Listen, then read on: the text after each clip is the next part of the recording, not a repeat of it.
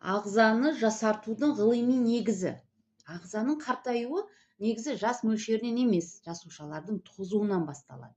Біздің денеміз триллиондаған жасушадан тұрады, ал олардың әрқайсысы энергия өндіреді, қалдық шығарады, жаңарады. Ғылыми тұрғыдан ағза жасарады немесе қартаяды дегеніміз жасушалардың тазалық деңгейіне қарай, қоректік заттармен қамтамасыз етілуіне қарай және қалпына келу қабілетіне тікелей байланысты. Бірінші қадам бұл детокс, тазалау. Детокс кезеңінде ағза жасуша аралық кеңістікте қалдықтардан, токсиндер мен ауыр металдардан босайды. Бауыр, бүйрек, ішек, лимфа жүйесі жеңілдеп, жасушалар тыныстай бастайды.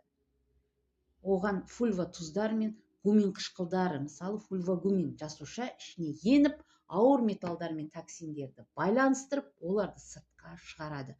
Бұл табиғи әсер деп аталады. Нәтижесінде қан айналымы, оттегі алмасу жақсарады, ас қорыту, бауыр қызметі жеңілдейді, терінің түсі, көздің жылтырағы өзгереді. Екінші қадам бұл қоректену. Жасушаны тамақтандыру. Тазаланғаннан кейін жасушаға табиғи биожетінді қорек қажет. Амин қышқылдар, витаминдер, минералдар, антиоксиданттар ағзаның барлық жүйелеріне құрылыс материалы береді. Мысалы, рич баобаб ішек микрофлорасын қалпына келтіріп сіңіруді күшейтеді. L-аргинин қан айналымды жақсартып, жасушаға оттегімен қорек жеткізеді.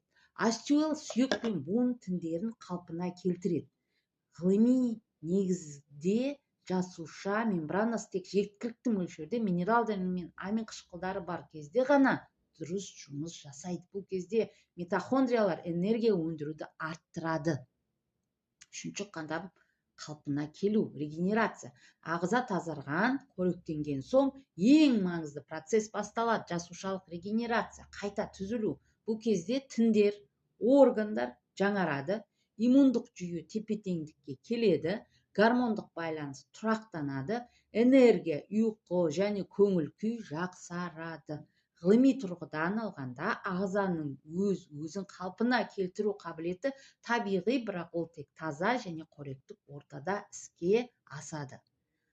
Қорытындылай келе, кезең, мақсат, нәтиже. Детокс, токсиндер мен қалдықтардан тазалау, ағза жеңілдейді, сіңіру артады.